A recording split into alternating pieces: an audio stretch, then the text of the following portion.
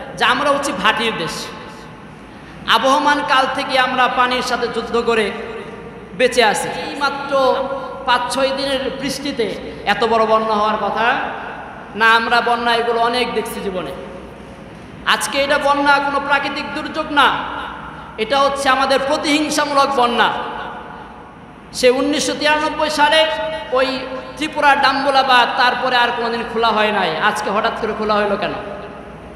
আজকে হঠাৎ করে খুলে দিয়ে কোনো রকম সতর্কতা এবং অগ্রিম বার্তা না দিয়ে রাতের আধারে খুলে দিয়ে তারা আমাদের সাথে এটা ঠান্ডা মাথায় খুন এবং হত্যাকাণ্ড ছাড়া আর কিচ্ছু না।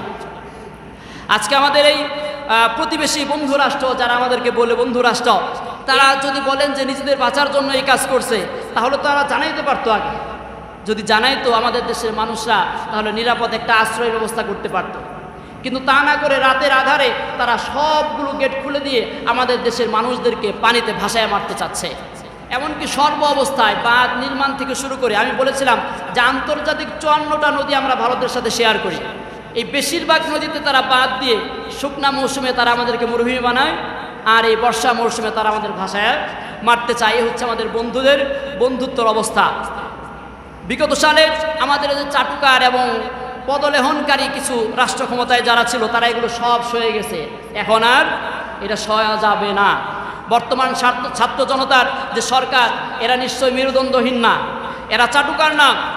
তারা বলেছে পিঠ দেখানোর দিন শেষ, এখন বুক চেতিয়ে লড়াই করতে হবে, আমাদের নিজেদের অধিকার আদায় করে নিতে হবে। এই কিছুদিন আন্দোলনের বদলাই মনে হয় তারা নিতে চাচ্ছে। ওদের জানা উচিত যে আমরা বাংলা কোনোদিন কারো কাছে বশ্যতা স্বীকার করি নাই। এই বাংলার মানুষরা কোনোদিন কারো কাছে হার মানে নাই।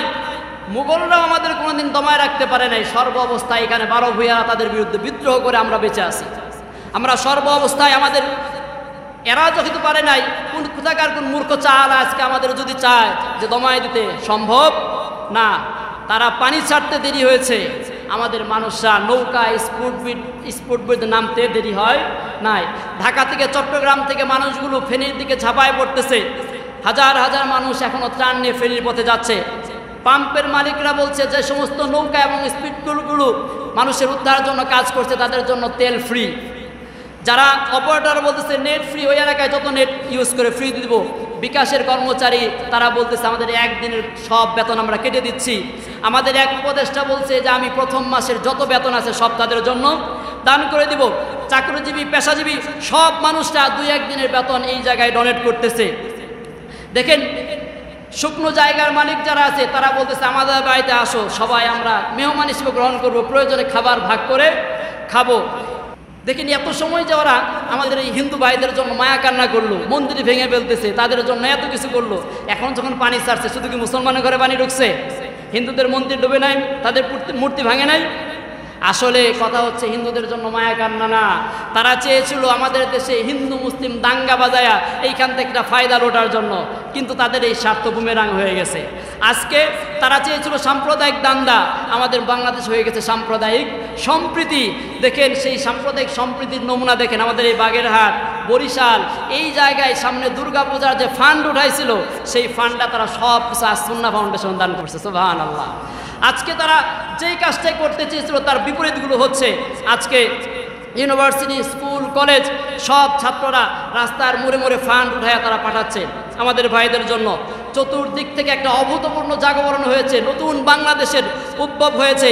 এই বাংলাদেশকে দমায় রাখা সম্ভব না। যেই আগুন ভারত জ্বালায় দিছে, এই আগুন নিভাইলে চলবে না। এই গান কি করা যাবে না? নিভানো যাবে না। আমাদের শুরু করতে হবে সর্বাত্মক ভারত বয়কট।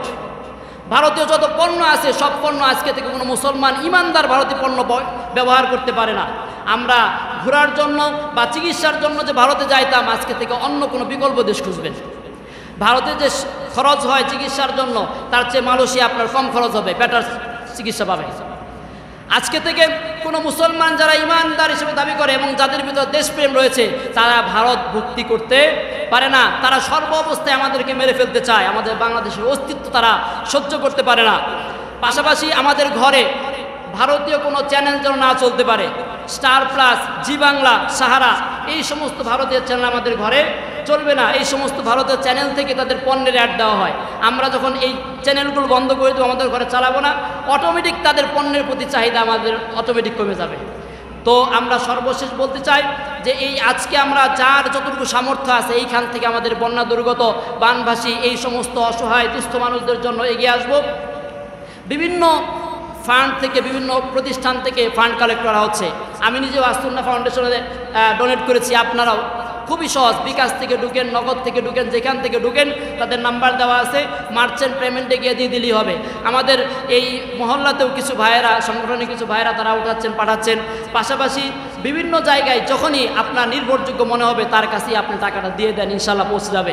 আল্লাহ তাআলা আমাদের জন্য এই যতটুকু আমরা এগিয়ে পারি এর বিনিময়ে আল্লাহ তাআলার জন্য আখিরাতে আমাদের দান করেন। আর সর্বোপরি আমাদের দেশের স্বাধীনতা, সার্বভৌমত্ব কিয়ামত পর্যন্ত আল্লাহ তাআলা অক্ষুণ্ণ রাখুক। আমরা যেন কোনো পদলহনকারী, কোনো নতজানু পররাষ্ট্রনীতি গ্রহণ না করে সারা বিশ্বের বুকে স্বাধীন সার্বভৌম হিসাবে বুক চাতায় যেন বাঁচতে পারি। আল্লাহ তৌফিক দান করুন, আমিন।